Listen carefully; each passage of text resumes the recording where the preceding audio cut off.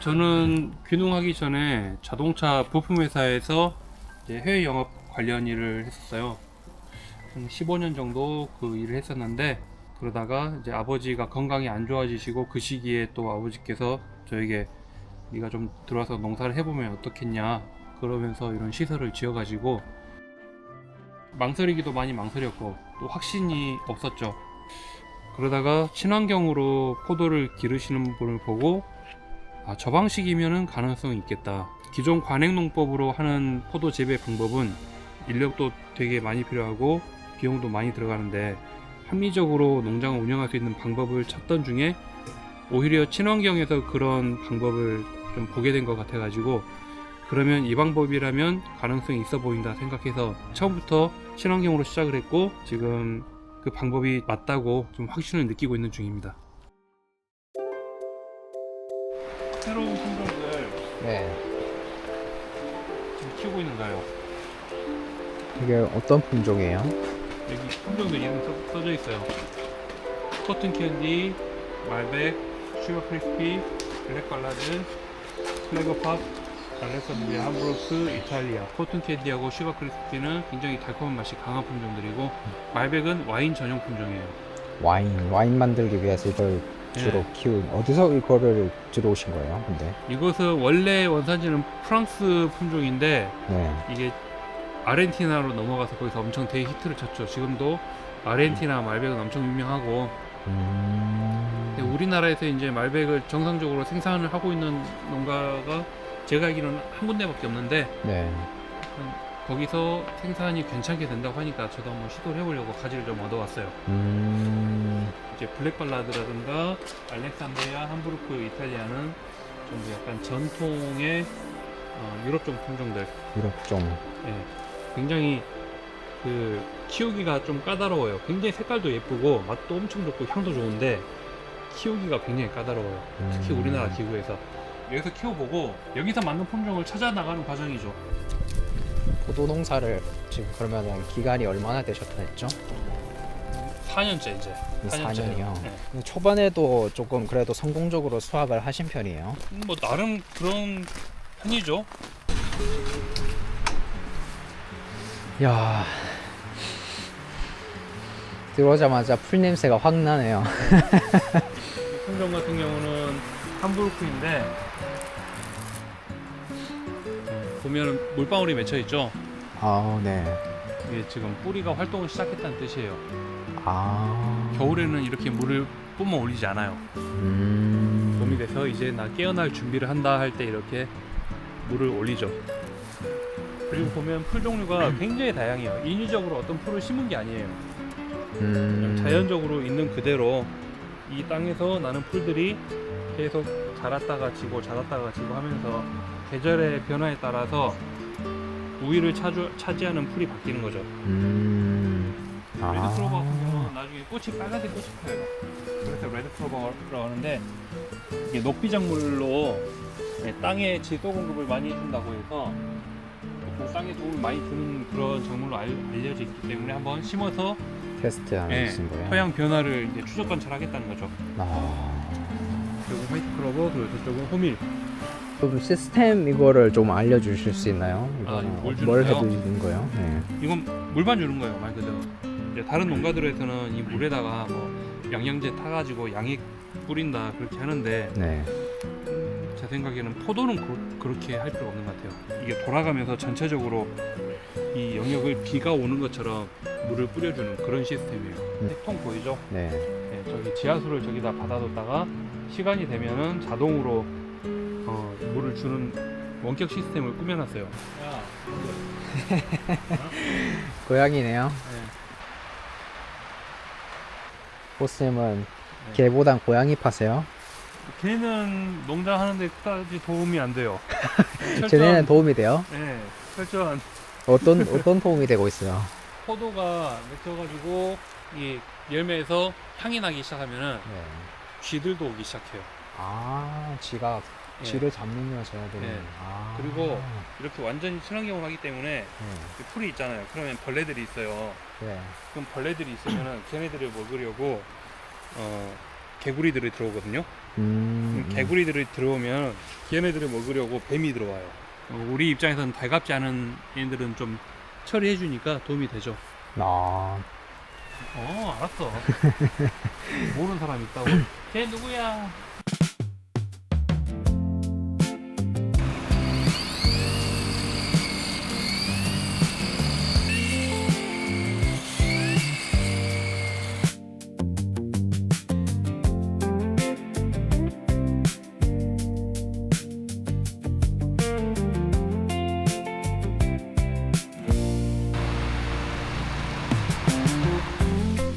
아, 가까운 곳에 계시는 거예요?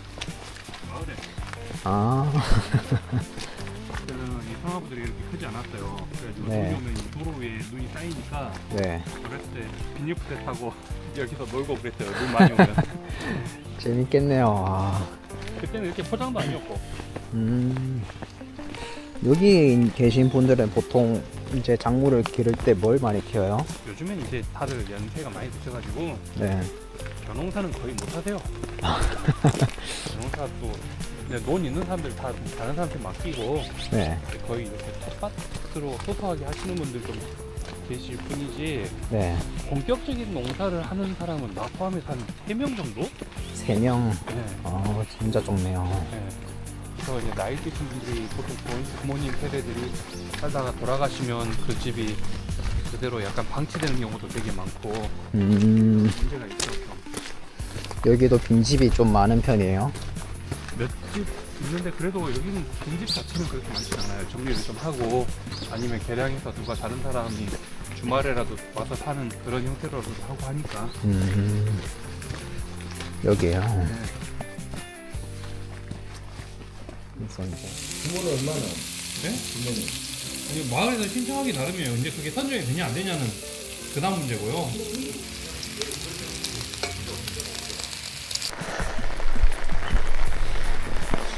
방금 예전에 이만큼 술을 못 먹었는데. 술을 못 자가네.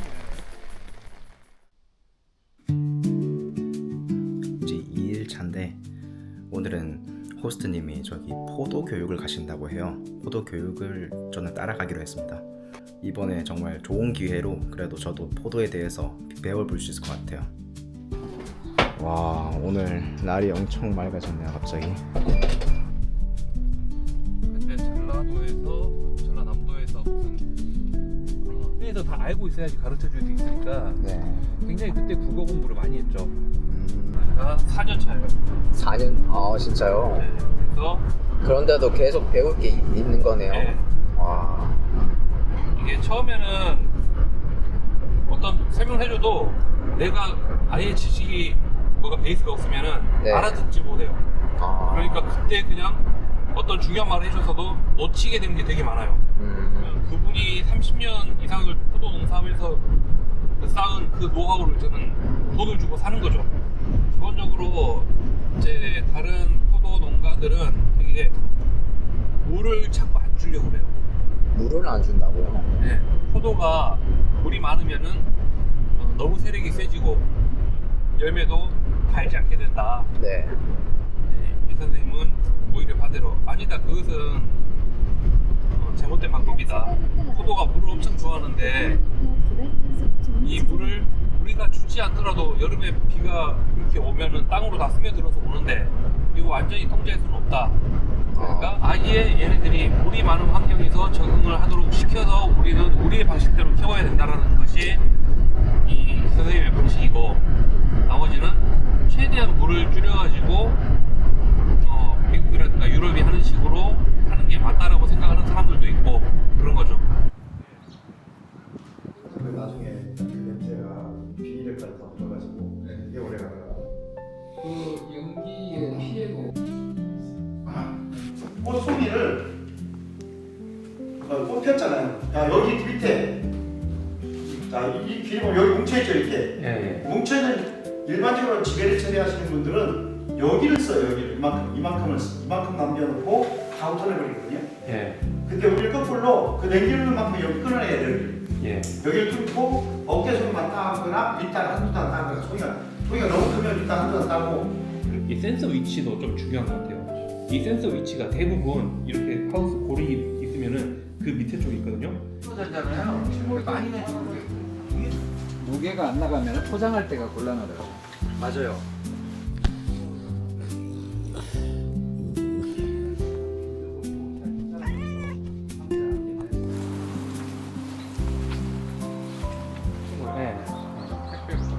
네. 그러면 이제 어쩔 수 없어요. 이게 이쪽이 많이 살고 저쪽이 가지가 많이 죽었으면 자를 수밖에 없어요. 가지가 이렇게 생겼는데 이쪽으로 왔잖아요. 이게 땡기면 여기 부러져, 여기 쏙 부러져 버린다고요. 조심하셔야 여기 잡고 이렇게 여기 잡아야 돼. 이렇게. 이건 이거 그만 떨어지니까. 이 나무 이 부분 엄청 크네.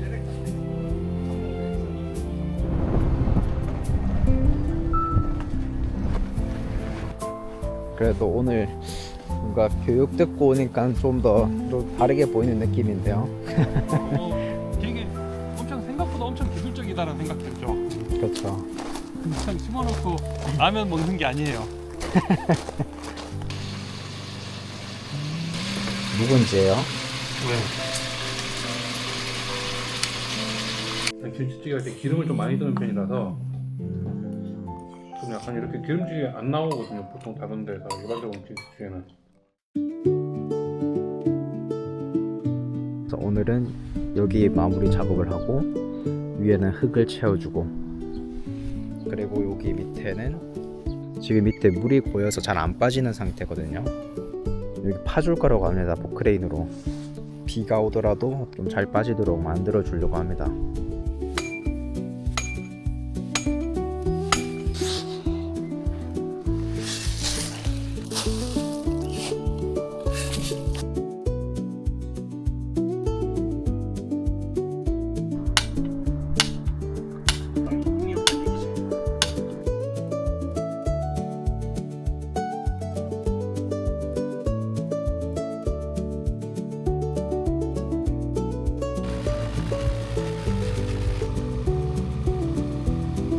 이런데 여기까지는 안 빠지고 들어올 거니까. 네.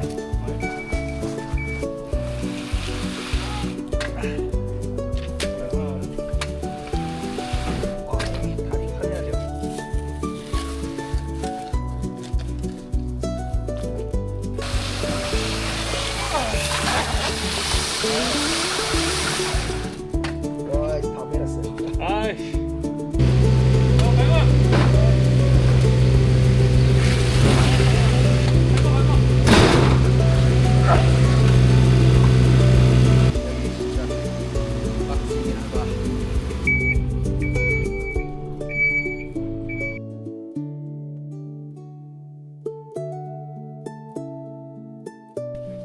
구름이 걷히고 해가 떴는데 하우스 안이 진짜 너무 더워요. 들어갔다 나오면 약간 사우나에서 나와서 시원한 공기 맞는 느낌? 지금 그런 느낌이 듭니다. 여기 있다. 저쪽으로 뺀다면, 만약에 저쪽으로 뺀다면 저 기억자로 저기 좀 더 파야 돼요.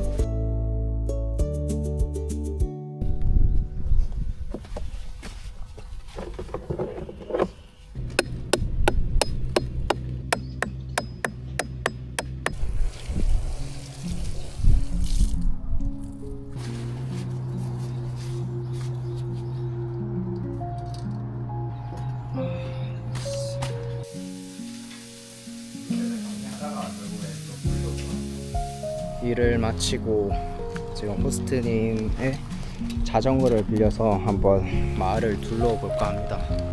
지금 여기가 만년마을이라는 곳이에요. 거의 어르신분들밖에 안 계시고 할머니 할아버지 다 포함해서 거의 14명밖에 안 되는 마을이라고 합니다.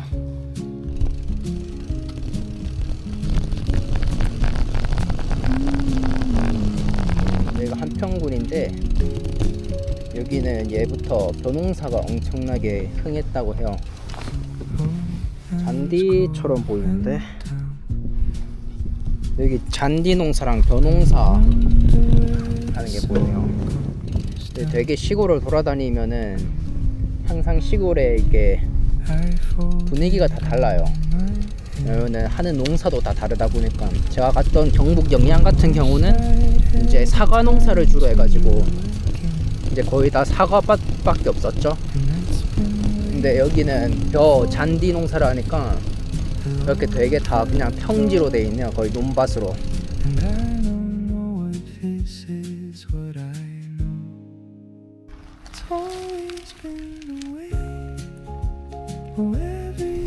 제가 우핑을 하면서 재밌는 점은 그거 같아요.